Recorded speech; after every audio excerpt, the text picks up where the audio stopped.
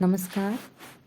आइए सुनते हैं हिंदी साहित्य की सुप्रसिद्ध लेखिका सुभद्रा कुमारी चौहान द्वारा लिखी हुई कहानी अनुरोध। कल रात को मैं जा रहा हूँ। जी नहीं, अभी आप ना जा सकेंगे। आग्रह, अनुरोध और आदेश के स्वर में वीणा ने कहा। निरंजन के होठों पर हल्की मुस्कुराहट खेल गई।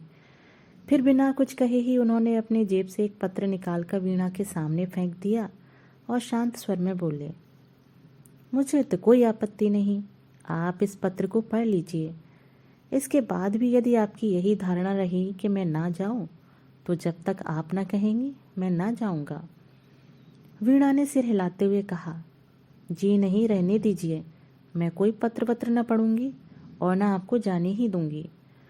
हल्की मुस्कुराहट के साथ निरंजन ने पत्र उठा लिया और बोले, आप ना पढ़ना चाहें तो भले ही ना पढ़ें, पर उनकी बात को काटते हुए वीणा ने कहा, अच्छा लाइए जरा देखूं तो सही किसका पत्र है। पत्र लेखक मेरा कोई दुश्मन ही होगा जो इस प्रकार अनायास ही आपको मुझसे दूर खींच ले जाना चाहता है। निरंजन हंस पड़े और हंसते हंसते बोले, पत्र पढ़ लेने के बाद पत्र लेखक को शायद आप अपना दुश्मन न समझकर मित्र ही समझें। वीणा ने विरक्ति के भाव से कहा, जी नहीं, यह हो ही नहीं सकता।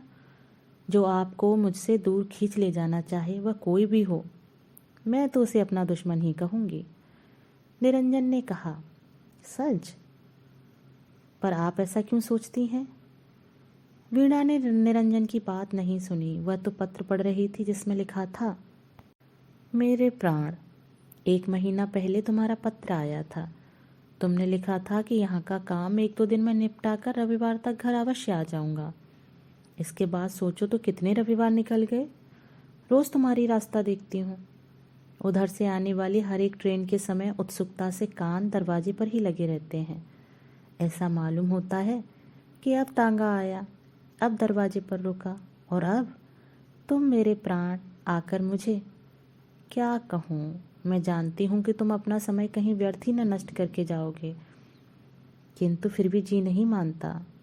यदि पंख होते तो उड़कर तुम्हारे पास पहुँच जाती। तुम कब तक आओगे? जीती हुई भी मरी से गई बीती हूँ। जब 2 पक्षियों को भी एक साथ देखती हूँ तो हृदय में हूक सी उठती है। क्या यह लिख सकोगे कि कब तक मुझे प्रतीक्षा करनी पड़ेगी? वैसे तुम्हारी इच्छा जब आना चाहो, पर मेरा तो जी यही कहता है कि पत्र के उत्तर में स्वयं ही चले आओ। तुम्हारी। पत्र पढ़ने के बाद वीणा के चेहरे पर विषाद की एक झलक आई और चली गई। पढ़ने के पश्चात पत्र को उसने चुपचाप निरंजन की ओर बढ़ा दिया। निरंजन ने पत्र लेकर जेब में रख लिया। कुछ क्षण तक दोनों चुपचाप बैठे रहे। फिर वही रोज का कार्यक्रम, उमर खय्याम की रुबाइयों का अनुवाद आरंभ हो गया। निरंजन शांत और अविचल थे, किंतु वीणा स्वस्थ न थी। आज वह रुबाइयों को न तो ठीक तरह से पढ़ ही सकती थी और न उनका अनुवाद ही कर सकती थी। निरंजन से वीणा की मानसिक अवस्था छिपी न रह सकी। उन्होंने कहा, आज आप अनुवाद का काम रहने ही दें, कल हो जाएगा। चलिए थोड़ी देर ग्रामोफोन सुने। बाजे में चाबी भर दी गई, रिकॉर्ड चढ़ा दिया गया। इंदुवाला का गाना था, सजन तुम काहे को नेहा लगाए, 1 2 3। वीणा ने बार बार इसी रिकॉर्ड को बजाया। तब तक वीणा के पति कुंज बिहारी ऑफिस से लौटे। बोले, वीणा, तुमसे कितनी बार कहा है कि इतनी मेहनत मत किया करो, पर तुम नहीं मानती। जरा अपना चेहरा तो जाकर शीशे में देखो कैसा हो रहा है। वीणा कुछ न बोली। निरंजन ने कहा, जी हाँ, यही बात तो मैं भी इनसे कह रहा था कि आप इतनी मेहनत न करें, सब होता रहेगा।